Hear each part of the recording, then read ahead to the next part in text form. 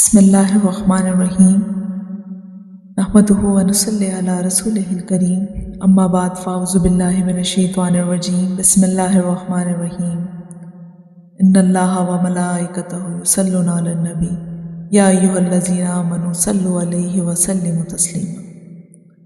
آج کا عنوان درود پاک کے بارے میں، اور وہ خاص درود پاک جس کو درود صدقہ کا نام دیا گیا۔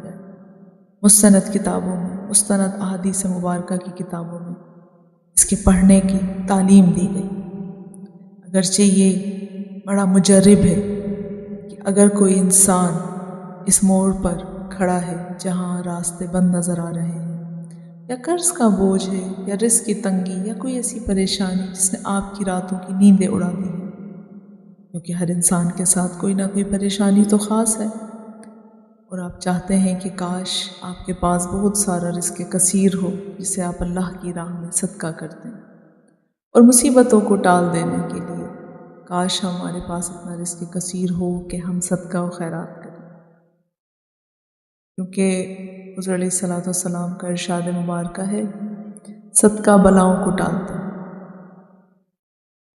اگر آپ کے پاس صدقہ دینے کے لیے کوئی مال، زر، روپیہ، پیسہ نہیں ہے، تب بھی مایوس نہ ہو، کیونکہ کائنات کے سب سے سچے انسان حضرت محمد مصطفیٰ صلی اللہ علیہ وآلہ وسلم رحمت للعالمین ہیں، اور آپ سب کے لیے رحمت ہیں۔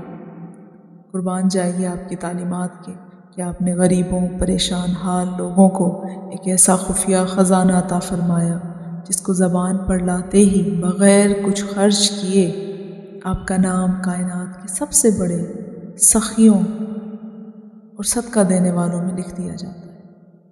جی ہاں، اسے کہتے ہیں درود صدقہ۔ ہم احادیث کی مستند حوالوں کے ساتھ اس درود کے وہ معجزات آپ کے سامنے پیش کریں گے جو آپ کی زندگی کا رخ بدل دیں گے۔ معزز سامعین، یہ کوئی عام درود پاک نہیں، یا کوئی ایسی بات نہیں، بلکہ یہ براہ راست تاجدار مدینہ میرے آقا کریم علیہ الصلوۃ والسلام کا فرمان ہے۔ آئیے علم حدیث کے سب سے معتبر حوالوں کی طرف چلتے ہیں، اور یہ حوالے ہر کسی کے لیے پڑھنا آسان نہیں، آسان ہے تو ان سے جو ہمیں تعلیم ملتی ہے اس کو پڑھنا اور اس پر عمل کرنا۔ مشہور صحابی رسول حضرت ابو سعید خدری رضی اللہ تعالیٰ عنہ سے مروی ہے کہ حضور علیہ الصلوۃ والسلام نے ارشاد فرمایا، اس مسلمان کے پاس صدقہ دینے کے لیے کچھ نہ ہو، وہ اپنی دعا میں یہ کہے، یعنی یہ درود پڑھے، تو یہ اس کے لیے زکوٰۃ یعنی پاکیزگی اور صدقہ ہوگا۔ اب یہ حوالے جو آپ کے سامنے پیش کیے جا رہے ہیں، اس سے ہمارے اندر اور یقین پختہ ہوتا ہے کہ بے شک یہ کتنا خاص درود پاک ہے۔ اس کو صحیح ابن حبان نے حدیث نمبر 2385 میں ذکر کیا درود صدقہ کے بارے میں۔ پھر الادب المفرد للامام البخاری حدیث نمبر 638 میں بھی درود صدقہ کے فضائل آئے ہیں۔ مستدرک للحاکم کتاب الدعا حدیث نمبر 7175 میں بھی درود صدقہ کے بارے میں تعلیم دی ہے۔ اور یہ خاص درود پاک، اس کے الفاظ مبارکہ اتنے خوبصورت ہیں، اور اس کو ہم آپ کے سامنے پڑھتے ہیں، اللہم صلی علی محمد عبدک ورسولک وصلی علی المؤمنین والمؤمنات والمسلمین والمسلمات۔ اے اللہ درود بھیج محمد صلی اللہ علیہ وآلہ وسلم پر جو تیرے بندے، تیرے رسول ہیں، اور درود و رحمت بھیج تمام مومن مردوں، مومن عورتوں، مسلمان مردوں اور مسلمان عورتوں۔ اس درود میں ایسی کیا طاقت ہے کہ اسے ہر پریشانی کا مجرب عمل کہا گیا ہے؟ بے شک یہ ہر پریشانی سے نکلنے کا ایک خاص راستہ ہے۔ ہمارے علماء کرام اور بزرگان دین نے احادیث کی روشنی میں اس کے ایسے معجزات بیان کیے ہیں جو عقل کو دنگ کر دیتے ہیں۔ سب سے پہلا اس کا معجزہ، اس درود پاک کو پڑھنے والا کبھی محتاج اور مفلس نہیں ہوگا۔ غیب رزق کا طوفان، یعنی رزق آپ کی طرف ہوگا، ایون کہ آپ کے قدم اس طرف جائیں گے جہاں پر رزق ہو۔ شریعت کا قاعدہ ہے کہ صدقہ کرنے سے مال بڑھتا ہے۔ جب آپ کے پاس مال نہیں ہوتا، آپ یہ درود پڑھتے ہیں تو اللہ اسے آپ کا صدقہ تسلیم کرتا ہے، اور اس کا نتیجہ یہ ہے کہ غیب سے آپ کے رزق کے وہ دروازے کھلتے ہیں جن کا آپ نے تصور بھی نہیں کیا۔ اس حدیث مبارکہ کا دوسرا معجزہ کہ انسان کو لاکھوں کروڑوں اربوں نیکیوں سے نوازا جاتا ہے۔ اس درود کی سب سے خوبصورت بات یہ ہے کہ اس میں آپ دنیا کے تمام مومن مردوں عورتوں کے لیے دعا کرتے ہیں۔ محدثین فرماتے ہیں جب آپ یہ جملہ کہتے ہیں تو حضرت آدم علیہ السلام سے لے کر قیامت تک آنے والے ہر مسلمان کی تعداد کے برابر آپ کے نامہ اعمال میں نیکیاں لکھ دی جاتی ہیں۔ اس کا تیسرا معجزہ مصیبتوں کے آگے لوہے کی دیوار کی طرح ہوتی ہے۔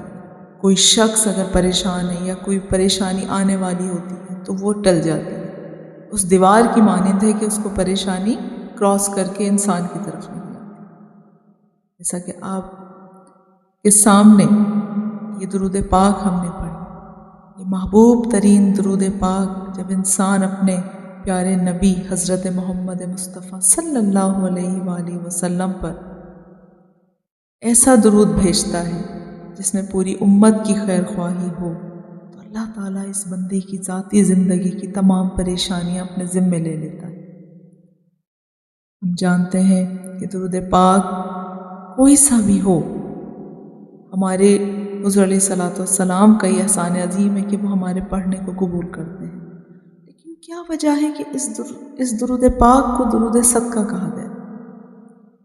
اب جانتے ہیں کہ اس معجزاتی عمل کو اپنی زندگی میں شامل کیسے کرنا ہے۔ احادیث میں اس کی کوئی خاص تعداد مقرر نہیں ہے، آپ اسے جتنا چاہے پڑھ سکتے ہیں، لیکن پڑھیے۔ اب وہ لوگ جو یہ کہتے ہیں کہ ہمارے پاس تو کوئی پریشانی نہیں ہے، لیکن علماء کرام یہ فرماتے ہیں کہ اگرچہ کوئی پریشانی نہ بھی ہو، لیکن ہم اور آپ یہ تو نہیں جانتے نا کہ کون سی پریشانی کس ٹائم کس لمحے ہم پر اچانک سے آ جائے۔ یہ درود صدقہ ناگہانی آفات، بلیات، پریشانیاں، مصائب کوئی بھی ہو، بیماری، کسی قسم کا کوئی بھی تکلیف ہو، یہ اس کے لیے بہت مجرب، نہایت مجرب طریقہ ہے کہ اگر اس کو انسان اپنے روزمرہ زندگی کا ایک حصہ بنا لے، روزمرہ کی برکت کے لیے ہر نماز کے بعد صرف 11 مرتبہ پڑھنے کی عادت بھی بنا لیں تو آپ ہر پریشانی سے بری ذمہ رہیں گے، کیونکہ یہ درود پاک اتنا خاص ہے کہ آپ امت کے لیے حضور علیہ الصلوۃ والسلام کو وسیلہ بناتے ہوئے اللہ کی بارگاہ میں اور میرے آقا کریم علیہ الصلوۃ والسلام کی امت کے لیے دعا کر رہے ہیں۔ اللہ رب العزت خود فرماتا ہے کہ جو شخص درود صدقہ پڑھتا ہے تو اس کا ذمہ اللہ تعالیٰ کے حوالے ہے۔